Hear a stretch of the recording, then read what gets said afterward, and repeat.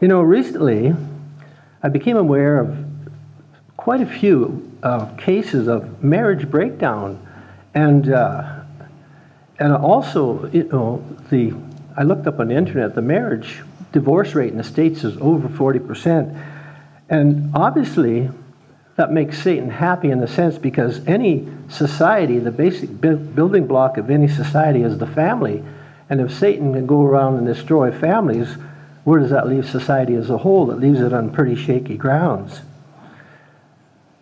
So today I want to talk about marriage, and I want to talk to it from a practical and functional point of view, having been married for almost 54 years coming up in May, and I felt that, based on experiences I've experienced, it might be helpful to cover it from that angle. I'm going to go over one aspect in the booklet, this booklet here, The Keys to Happy Marriage, and if you haven't read it for a while, it'd be a good idea to read it, because it seems to me that Satan, that's one of the areas where he's going to attack, the marriage. And, when I was married in 1963, although I was not married in the church, both my wife and I came to an agreement, sort of an understanding that divorce was not in our vocabulary. We sort of determined that no matter what happened in our marriage, we'd work it out. And I look at my brother, who is 5 years older than me. He's coming up to his 57th year of being married. And my younger brother, who's 5 years younger than me, is coming up to 50 years of marriage. So we had this grounding when we grew up. Our parents stayed together, and we had, they set a good example for us, and that's an example that all three of us followed. My sister, well, she's passed away, but the three of us have the same sort of mindset, towards marriage. Work out the problems. And of course, being in the church, we can rely on God for help when we do have problems. Now, Christ did divorce Israel for adultery, and that's covered in Jeremiah, the 3rd chapter. I'd just like to turn there and read that verse in Jeremiah.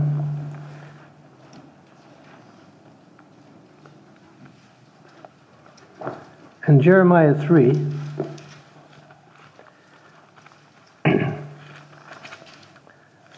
in Jeremiah 3 and verse 8, it says, "Then I saw that for all the causes for which backsliding Israel had committed adultery, I had put her away and given her a certificate of divorce. Yet her treacherous sister, Judah, did not fear, but went out and played the harlot also." So God divorced Israel, and that marriage was never reconciled. So today, divorce is not a solution, and that's part of what I want to read from the booklet on marriage. The heading here is "Divorce is not a solution." And the booklet says, "Realize, first of all, that God wants our marriages to succeed. He doesn't want marriages to fail, and it's a serious thing when we do get married. It's not for children, it's not child's play. God hates divorce." And I'd like to turn to Malachi because it gives a scripture, backing this statement up over in Malachi, the 2nd chapter. It's something that God actually hates, and we've got to bear that in mind. Over in Malachi, the 2nd chapter, and verse 16, it says, "For the Lord God of Israel says that he hates divorce, for it covers one's garment with violence, says the Lord of hosts. Therefore take heed to your spirit that you do not deal treacherously." So the admonition is to don't get divorced and deal with your issues. It goes on in this booklet. It says, "A couple that faces difficulties and looks at divorce as an easy solution to their problems may make a serious and fatal mistake. Divorce is seldom a positive solution. Biblical divorce with the freedom to subsequently marry someone else, is permitted only under very limited circumstances.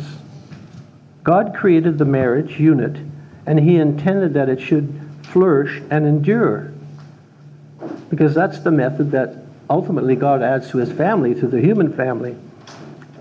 And it's reference here to Matthew 19, and I'd like you to turn there.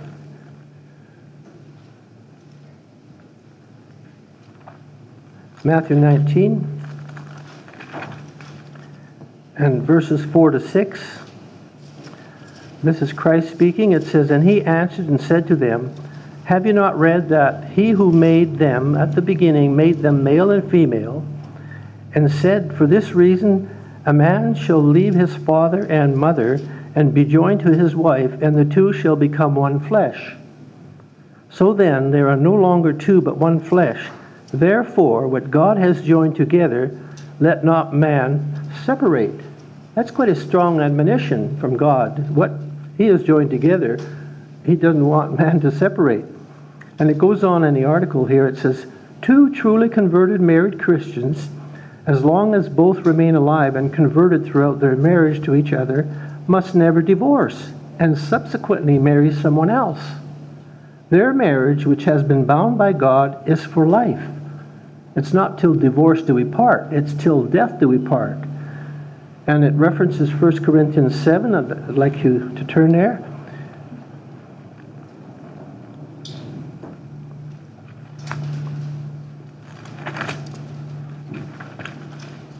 First Corinthians 7, and we'll read verses 10 and 11.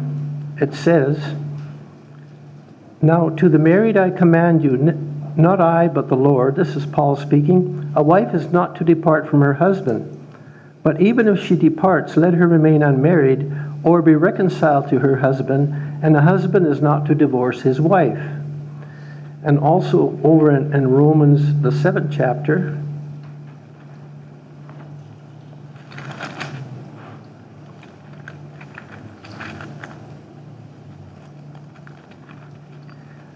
Romans 7, and reading verses 1 to 3, it says, "Or do you not know, brethren, for I speak to those who know the law, that the law has dominion over a man as long as he lives.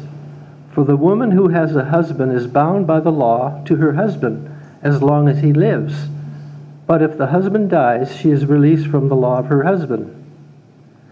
And verse 3, "So then, if while her husband lives she marries another man, she will be called an adulteress. But if the husband dies, she is no adulteress, though she has married another man." So it's only through death in God's eyes that we are able to remarry. Other than, like the article says, very certain circumstances, limited in that sense. Over in Luke 16,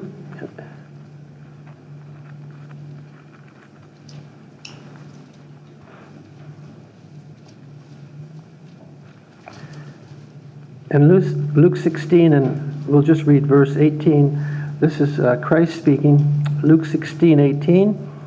"Whoever divorces his wife and marries another commits adultery, and whoever marries her who is divorced from her husband commits adultery."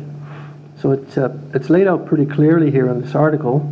And I'm going on in the article now. It says, "What about a married couple where one mate is a true Christian, making every effort to apply God's principles, and the other mate is not? Even in such a case, divorce and subsequent remarriage is not biblically permitted, unless the unbelieving mate departs from the marriage by not fulfilling his or her marriage duties, and the unbeliever is no longer willing to live with a converted Christian mate." And they reference 1 Corinthians. I'd like you to turn there, 1 Corinthians 7.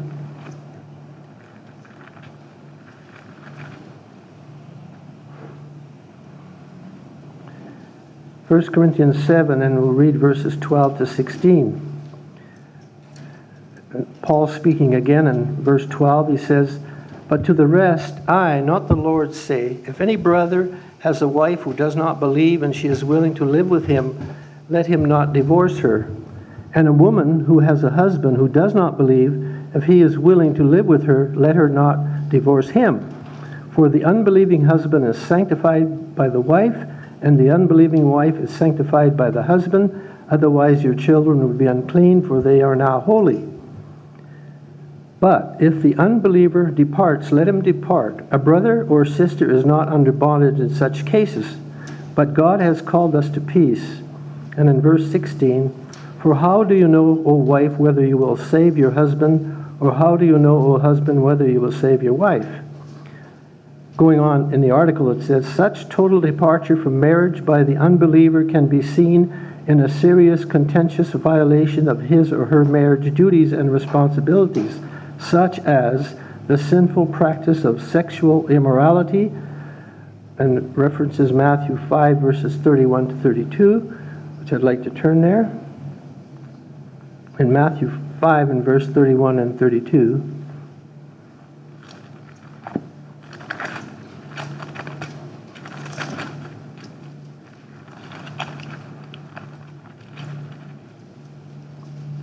Matthew 5:31 says, furthermore, it has been said, whoever divorces his wife, let him give her a certificate of divorce.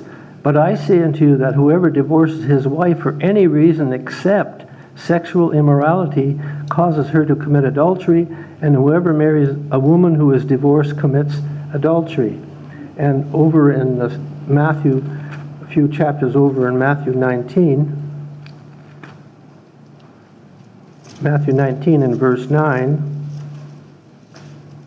Christ speaking again, it says, and I say to you, whoever divorces his wife except for sexual immorality and marries another commits adultery, and whoever marries her who is divorced commits adultery.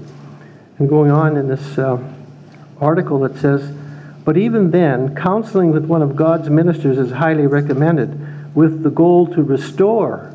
That's the goal if there's issues in a marriage, is the restoration, rather than to sever, I should say, the marriage.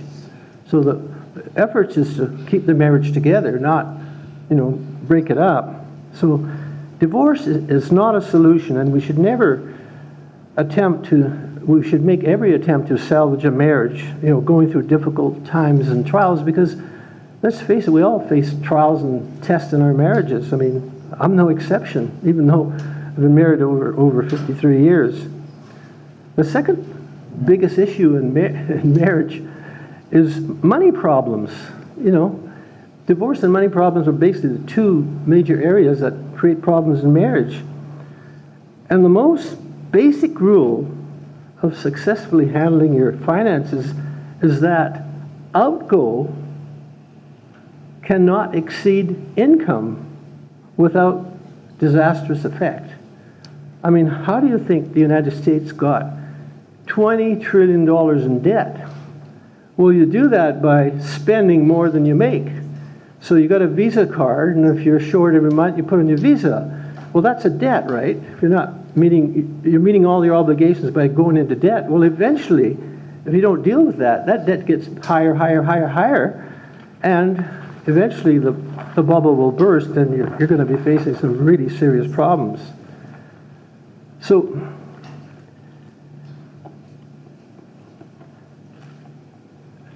multiple bankruptcies only prove that you don't know how, or you haven't learned anything about handling your finances. And there's only one real solution to financial issues, and that's having a budget and sticking to it. And the reason is that puts you in control of your money. If you're not in control of your finances, you're heading for disaster. A minister in the 1970s stressed the importance of a budget, and that's what I want to do today, stress the importance of a budget. In 2007, 40 years later, I finally applied what he suggested.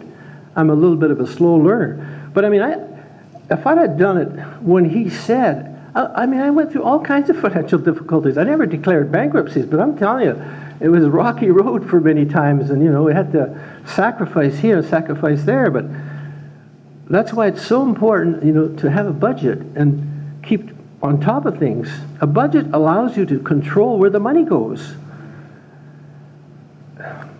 What I've done is draw up a spreadsheet.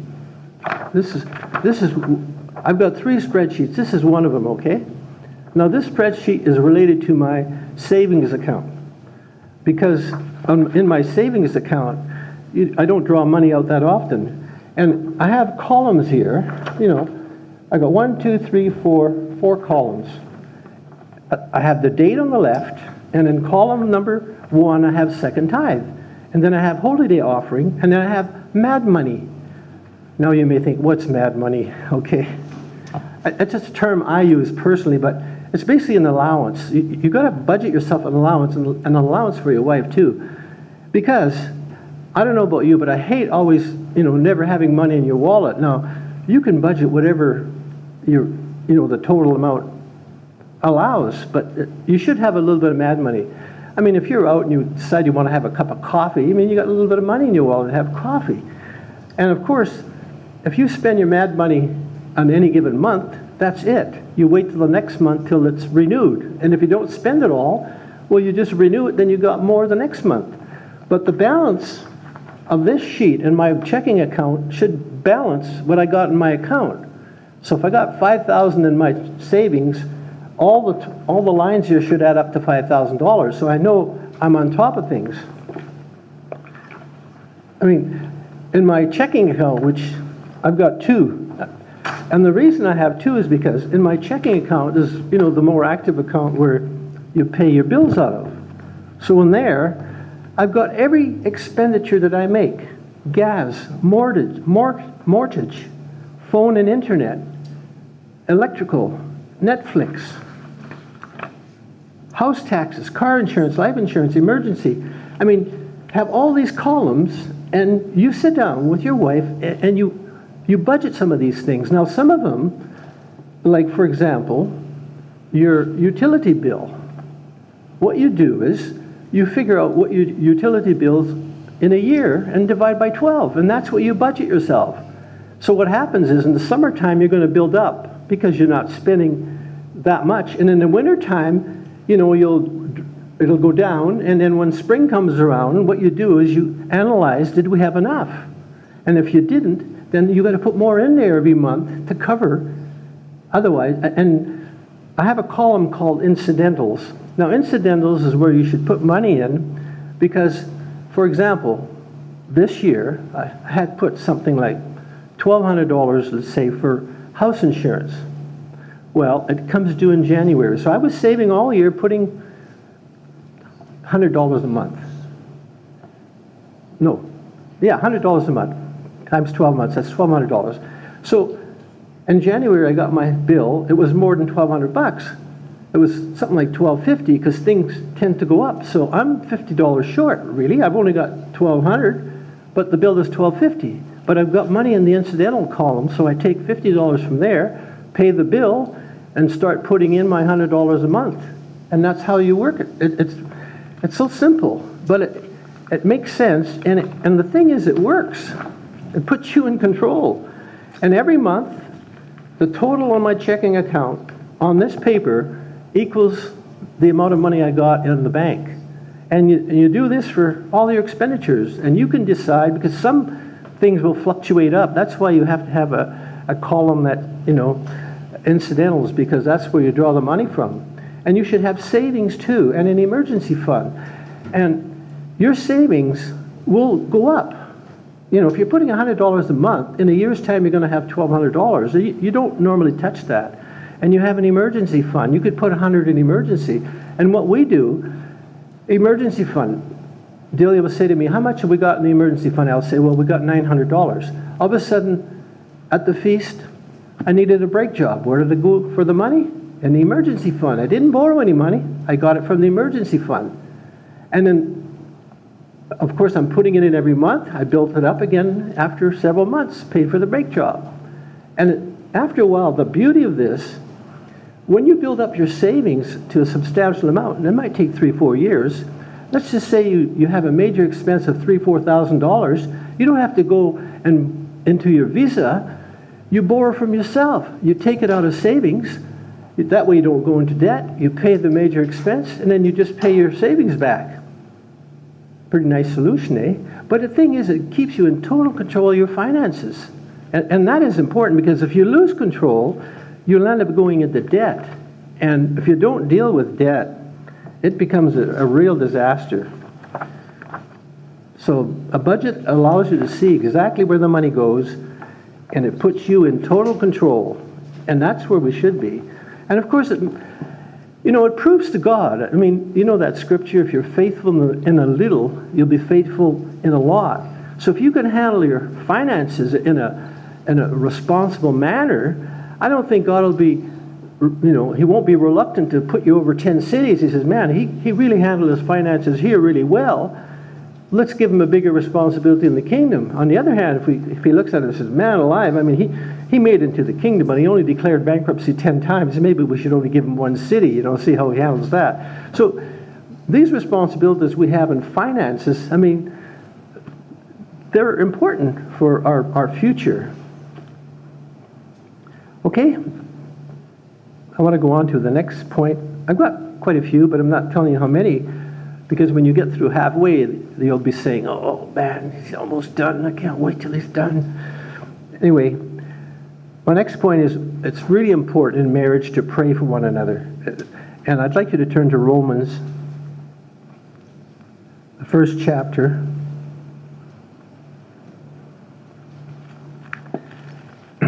Romans 1.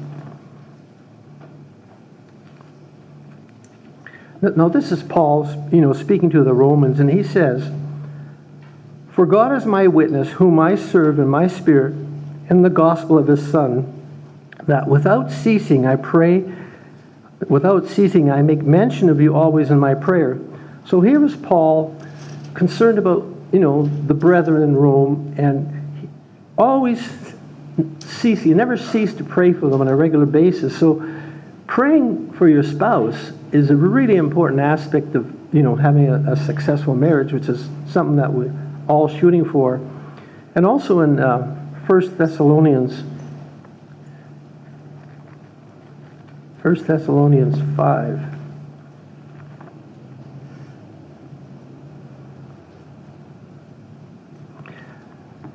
And verse 17. 1 Thessalonians 5 and verse 17, it says, "Pray without ceasing." And you should be praying for your spouse without ceasing every day. And of course, your spouse should be praying for you also, because it's sort of a two-way street. Not, daily. Daily is the key, not monthly or weekly. And also, over in Ephesians 5 and verse 25, and this aspect of praying for one another,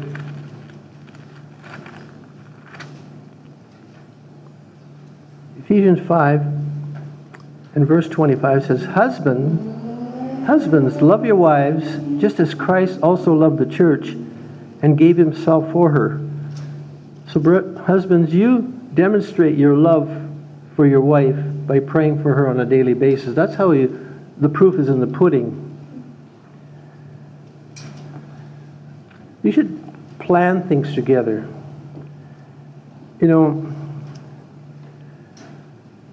There are very few things in our marriage that we don't do together. And doing things together really builds a bond between us. I mean, we were blessed to be baptized the same day, which is a real blessing. And we traveled on trips together. When we were in the Caribbean, we went scuba diving together.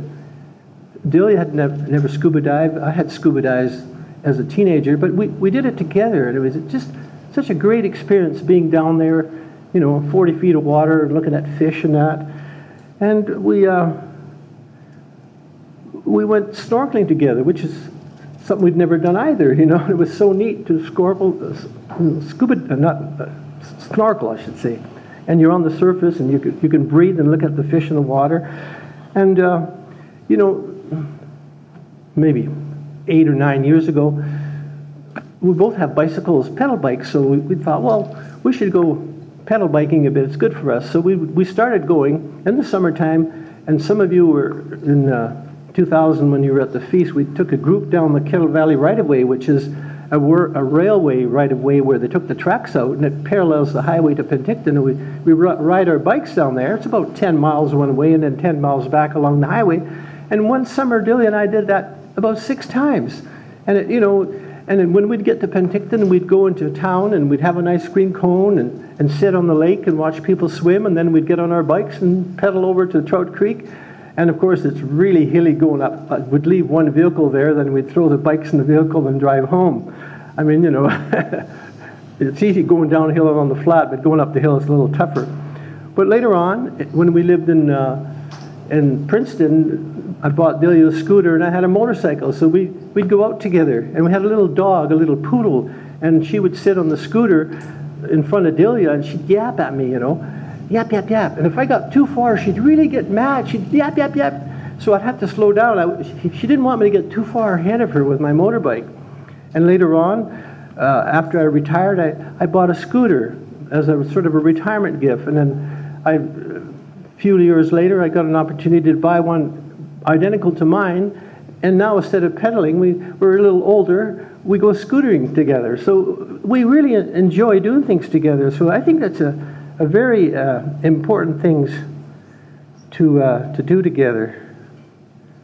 And it's also important to surprise one another on occasion. When's the last time you bought flowers for your wife, for example? But one time we were out, it was close to our anniversary, and we were out shopping, and Delia was looking at a ring, and she said, "Man, it's a beautiful ring." And I said, well, we can't afford to buy it, So this was before I went on a budget. But anyway, so we get home, and I'm always plotting, I'm going to buy that ring. So I went and bought the ring, and I bought it on time. I paid so much down, and then I had it paid for. And then one day we're driving along, and there was a car with a license number in front of me, and I says to Delia, I says, "Don't forget to look under the O." And that's all I said, right? So then, scheming me, I got a small 2x4 about this big, and I wrote, "I love you" in big dark letters, okay? And under the O, I drilled it out. And then I got a tissue paper, put the ring in there, put the ring inside, and then you can get a punch, and I punched out a piece of wood that fit exactly over the 0, and then I shellacked it. And then I put it in a huge box. So when our anniversary come by, and it was fairly light, right? So here Delia was, really excited. I got this nice gift. So she pulls out this 2x4, and she's got this confused look on her face. And I says, "Honey, remember what I told you? Look under the O." And she looks at me and says, "Press on the O." So she presses on the O, and of course it turned this way. She says, "There's something in here." So she took the cover off. She said, "What did you do?" She pulls it out, and she looks, and there was her ring, So it was really great to surprise her that way. But you got to do these little things in a marriage, It keeps, the thing going. And another aspect is also, as an individual, you should stay close to God by praying. Of course, studying and meditation is all part of that package to stay close to God. And it helps to be focused on the work, because it's a goal that we both have, the furtherance of the work. And of course, praying, and studying and staying close to God helps your marriage. I'd like to turn over to Ecclesiastes 4.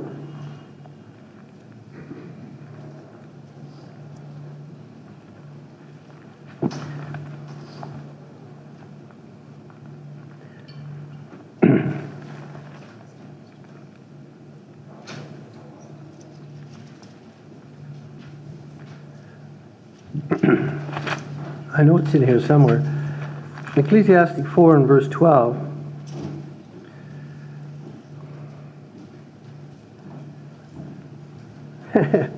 Helping to stay close. And this is the scripture that I was thinking of. It says, "Though one may be overpowered by another, two can withstand him, and a threefold cord is not quickly broken." And that's a scripture that Mr. Gale was using, and I've got it also here, because, a single cord is easily broken, but the three of them together is strong. And by praying and studying and meditation, staying close to God, it gives you that strength between the two of you, so that it's harder for someone or something to come along and break that cord. And also, when it talks about, two in bed, when it gets cold, I can attest to that because, Delia's usually a little colder, and I'm in bed sleeping, and then she'll sneak in bed, and she thinks, oh man, am I cold? So she'll put her cold foot, right on my leg, right, and suck all the heat out of me. But, I usually don't wake up, and she says to me, she says, oh honey, I do it so sneakily, it didn't even wake you up. And I said, it didn't take long, I was really warmed up. And I said, yeah, well, thanks a lot, I got a big blue mark on the back, Anyway, Psalm 133.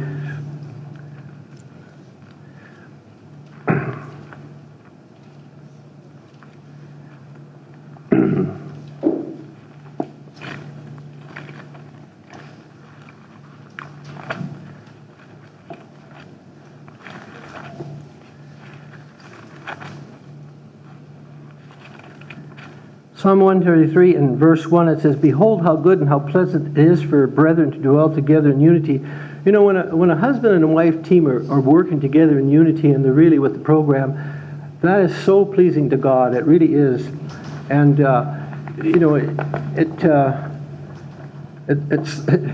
it inhibits Satan from getting in there and creating problems in your marriage. It just does. Just want to get rid of this. Put it under here.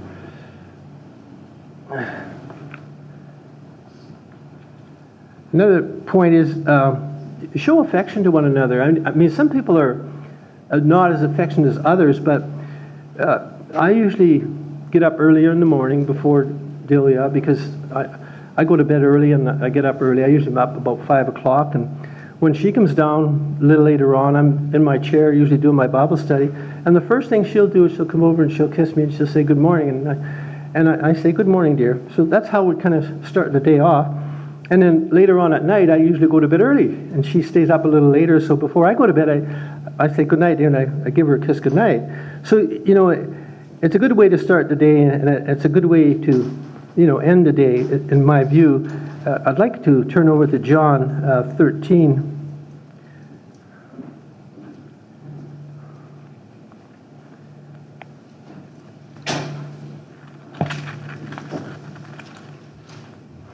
John 13 and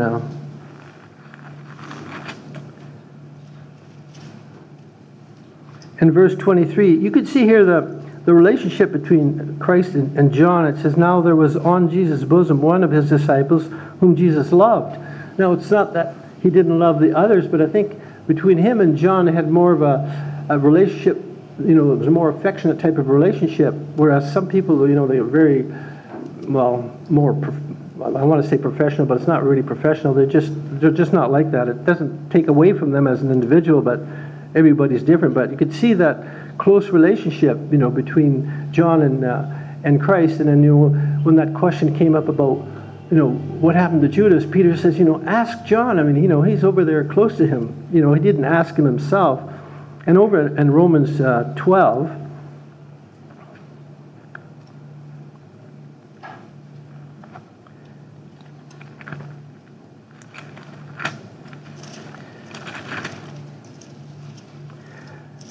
In Romans 12 and verse 10, an admonishing statement from Paul, he says, be kindly affectionate to one another with brotherly love in honor, giving preference to one another.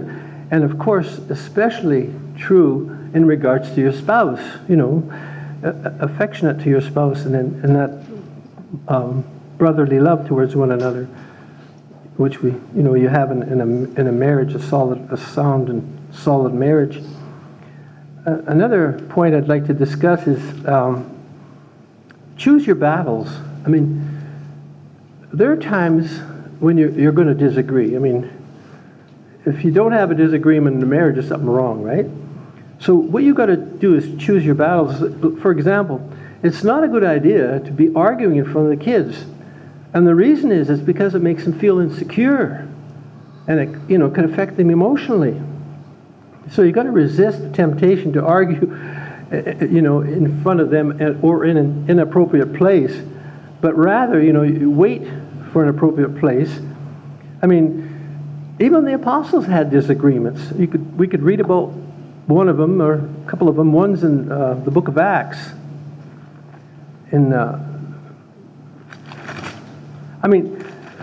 Disagreements is not the issue, really. It's how you handle them. That's what the key issue is. Christ said, be angry, but sin not. So it's not a bad thing to get angry, but don't turn it into a sin. Over in Acts 15, in verse 37,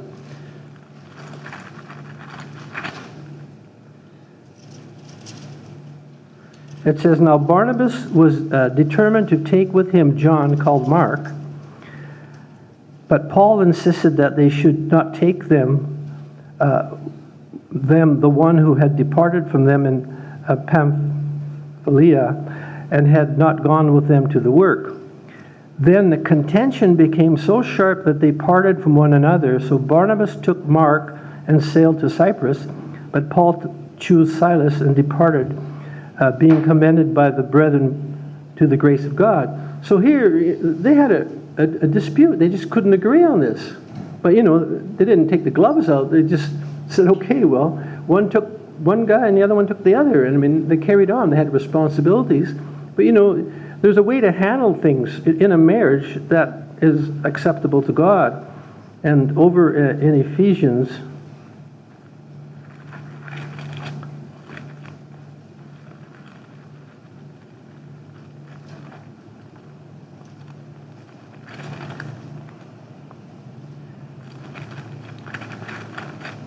Ephesians 4, in verse 26, it says, "Be angry and do not sin, and do not let the sun go down in your wrath." So what he's saying here is, okay, you can get angry, but don't go to bed angry. Because what happens, this can affect your health. You're not going to get a decent night's sleep. In time you can get an ulcer, whereas you should be giving an ulcer, not getting an ulcer. It's just not a good thing. And this is good advice for couples to resolve issues before they go to bed at night. Because you don't want to go to bed angry. It's not healthy, either physically or emotionally.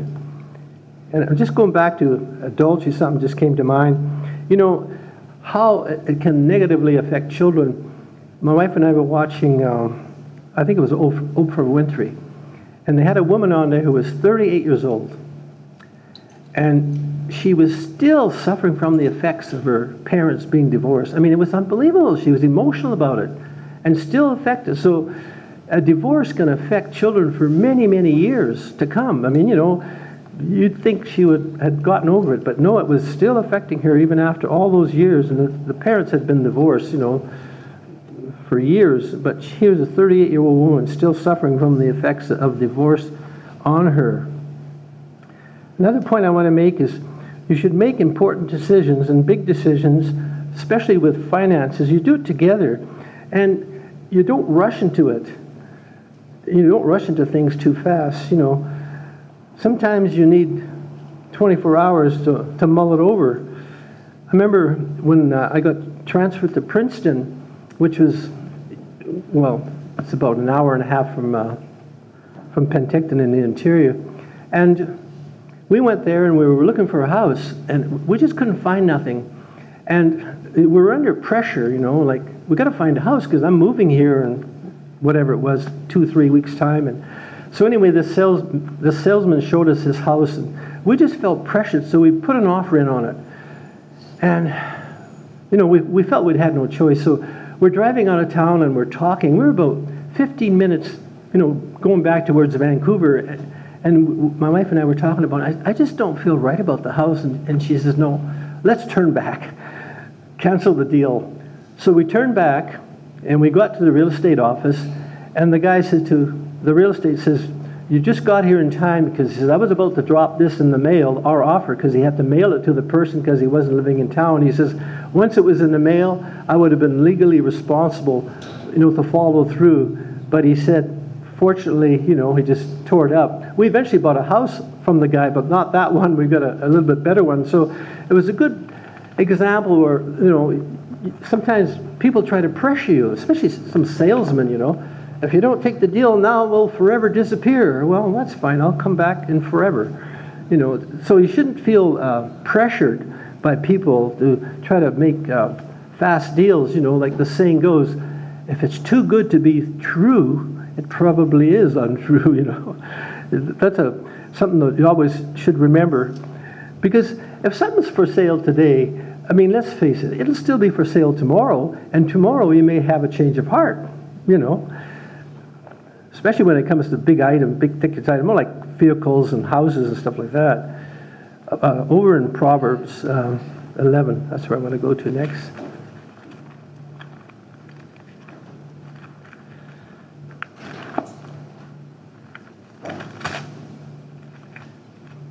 Proverbs 11 and verse 14, it says, "Where there is no counsel, the people fall, but in a multitude of counsel there is safety." So if you're making a big decision, sometimes it's helpful to seek counsel from people in the area of expertise where you're planning on, whether it's an investment, buying a car, buying a house, get some input from people. My son-in-law has called me in the past and said, "I'm thinking of buying this car. What do you think?" And of course, on my experience, I'd give him the pros and cons, and then in the end, it's your decision. But at least you get a little bit of input on the situation, and never feel pressure to do anything. People like to take advantage of you, and salesmen will they'll play with your emotions, to try to get you to buy. Your wife will really like this new $60,000 vehicle. Yeah, look at the noose in her hand.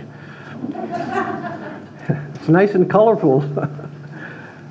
Another point I want to make is show gratitude. Sometimes you tend to take your spouse for granted, and for the little things, routine things like your wife making supper every night. You should show appreciation for that, and also, occasionally make yourself supper for her and surprise her. To eat quietly and to grunt once in a while is not an effective way of showing your appreciation, for what your wife does for you in that regard. I'd like to go over to Ephesians 5.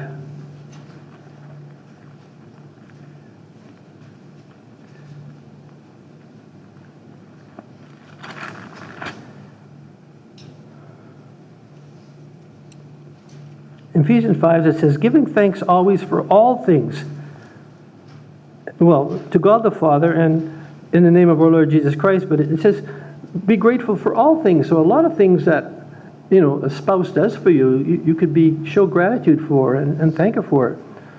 All things is also consideration for one another. Also, I'd like to go over to Luke 17.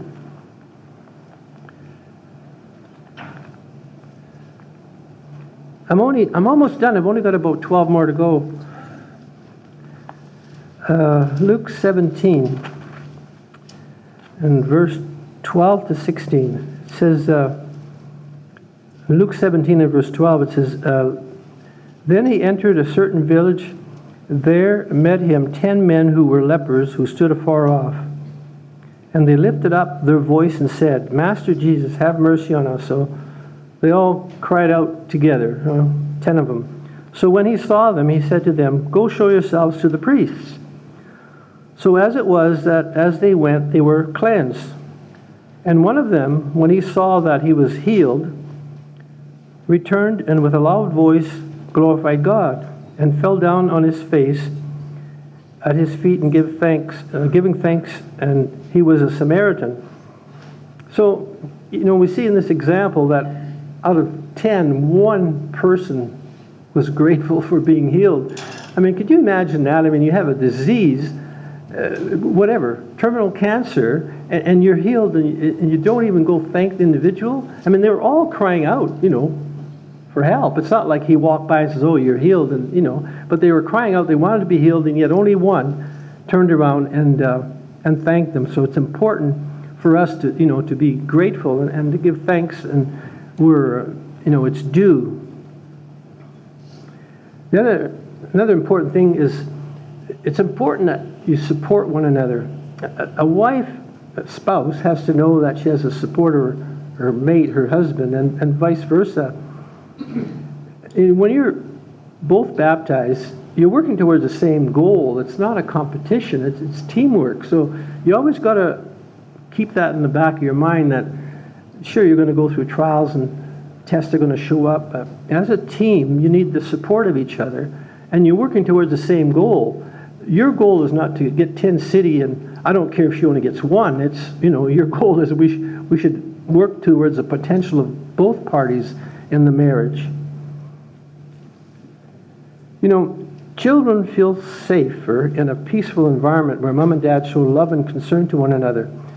And children like to get there on their own sometimes and will play one parent against another. To get their own way, couples have to be on the same page when dealing with children and not allow them to be played by one, because as your children get older, I know some of you have young children, but as they get older, they'll try to play little games to get their own way. So they'll go ask the wife, Mom, can I do this? And then she'll say, well, go ask your dad. And then, Dad, can I do this? What did Mom say, And sometimes the other party's going to say, what did Mom say? Mom said no, right? Yeah. So, you don't allow kids to, well, they do that only to get their own way, but it's, when they come up to you on that basis, it's a lot easier to say no if you're unsure. Because if you say no, and then you think about it for a while, and then about half an hour later you say, well, what they're asking is not that bad, and then you say yes, you'll be a hero. Oh, they said yes. But if you say yes, and you think about it, you say, man, that was a horrible mistake, and then you have to go back and say no, they're not going to be too happy about that. So if in doubt, just say no. You could always change your mind, and you'll look good. You should never lose your sense of humor in a marriage, A lady in the church told me her husband was crazy. Not that he should be committed, but he would do things sort of off the wall, and she says, well, I never know what he's going to do. But all in fun and jest, this fellow has a real sense of humor. He's a very likable person, but I mean, it's important to, everybody has a different level of humor, and some, have no humor at all. Well, I mean, that's their problem, but it keeps marriage well-oiled, you might say, when you have humor involved in it. Yeah, it's in the past, I'd be driving along and I'd see my car in the parking lot. Dealer was out shopping, so I'd pull over and I'd move the car from one spot to another, as a joke. So of course she'd come out, somebody stole my car, and she looked around, and she'd find the car, And then of course when I got back from work, she would say, "Hon, you're up to it again." What did I do, hon? I'm playing innocent, playing little tricks on her. Over the course of 54 years of marriage, you get to know what works and what doesn't work in a marriage, And today, I'm just trying to shed some of my experiences with you, what makes our marriage work. I mean, you may be able to come up with other points and things that make your marriage work, but I just want to share those things with you. And one of the key factors is really to remain faithful to God and to be focused on the work of preaching the gospel to the world as a witness, because really that's our purpose in life. And I mean, to have a wife and a loving relationship and, a wife that's converted, that's such a blessing, So if you're in that situation, you could thank God for having, such a relationship that is, it's similar to, the relationship in the future with the relationship between Christ and the church, and how, in the sense we're going to be married to God, because we're part of the church, married to Christ, I should say. So, the last thing you want to do as a team is to go into the kingdom, and then the fun and the challenges really, really begin.